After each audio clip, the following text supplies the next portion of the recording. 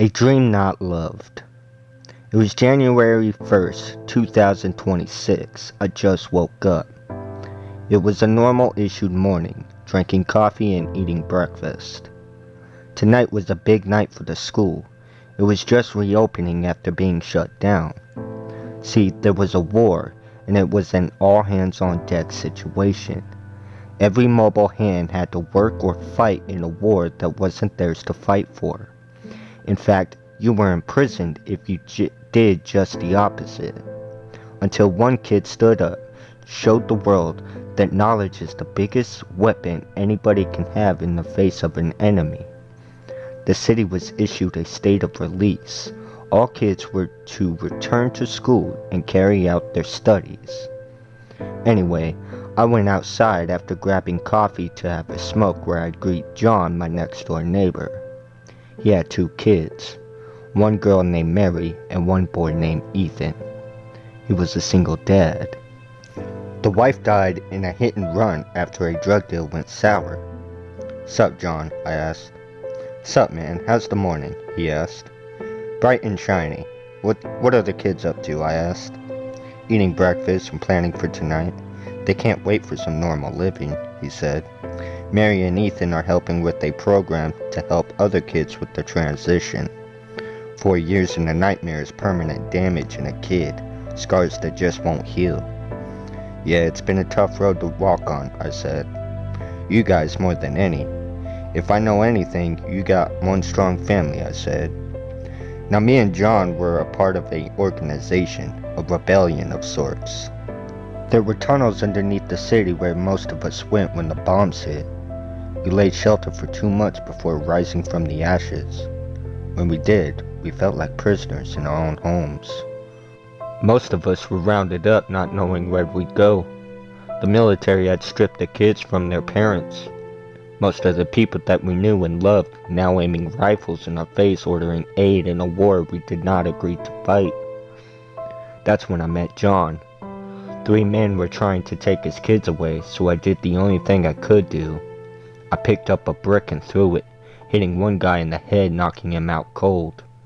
John had gripped another guy's throat and pushed him to the asphalt, knocking his gun to my feet. I picked it up and shot the third. Standing in the street where 3 bodies laid, in a city angry looking for soldiers, was not a good place to be. So the 4 of us went back underneath the city. Scared, cold, and sitting in the dark, we heard footsteps coming from the stairs connecting to the entrance. With the fast-paced foot patterns of a mob being heard heading our way, we sent the kids running, preparing to stand our ground. With me and John waiting for our inevitable doom, watching the lights flicker from the corner, John said, "Thank you." "For what?" I asked. "For stepping in and saving our lives. Most people wouldn't have done that," he said. "In times like these, there's not many people you can count on." "I'm not most people," I said. "In times like this, you either have a good moral compass or you don't. It's my pleasure. You owe me nothing," I said. As the group rounded the corner, we noticed 5 young kids in front of a group of adults, pleading for our help. The 6th kid was bleeding from his leg, in the arms of a mother struggling to stand up. John sprung into action, took off his jacket and laid it on the ground. We laid the kid on the cold floor and looked at his wound. He had a big glass shard sticking out of his kneecap from where he fell trying to flee capture. Not having any first aid, we knew we had to take out the glass and seal up his wound, so I took out my lighter and heated up a thin piece of metal on the ground. We had him bite down on a belt John had on his waist as we melted the kid's skin together.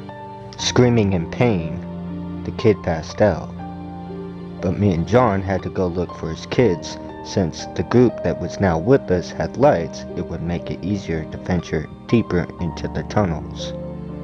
So I picked up the kid, and we ventured deep into the dark tunnels of our new home. "Mary! Ethan!" we yelled, frantically searching for the 2 kids we sent off for safety. Our hearts began to worry. "Do you think they would have went topside?" I asked. "No, they're way too scared for that," John replied. While the search continued for a couple hours, we finally hit a dead end, with no other kids in sight. "No, no, not now," John said in a panicked voice. As a group member walked up with a lamp, we saw the one thing we did not wish to see: blood on the ladder leading to the way up. "Shh," the group member said, quietly. "Listen." As he pointed his finger upward, you can slightly hear the footsteps of the soldiers searching in the streets. Whispering, I asked, "What do you want to do?" "We've got two choices. We can go up and look for your kids, or we stay down here and hope to God they never went up." "But what about the blood?" he asked. "For all we know, it could just be runoff," I replied. "Whatever you want to do, I'm going to stick with you. I'm not leaving." "Daddy?" came a small voice right behind us.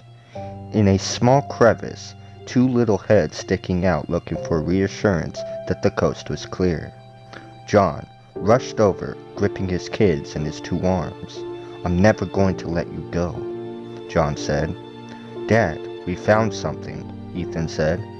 John took their hand, and the two kids led us to a place we didn't think would be in such a bad place. We opened a door. To our surprise, what looked to be luscious green ivy veins surrounding the walls, and a thick, strong tree smack in the middle. There were two tents on the right side of the tree. A door from a red tent cracked open. A man with a very long beard stepped out to greet us with suspicion. "What do you want?" the man asked. "We're not looking for trouble," I replied. "We're looking for a place to hide. We got a kid, he's injured and can't go much further." Staring at us for a small second, the man said, "You can go on the other side. Just leave us alone, we don't want to be bothered," he said. "Thank you," I replied.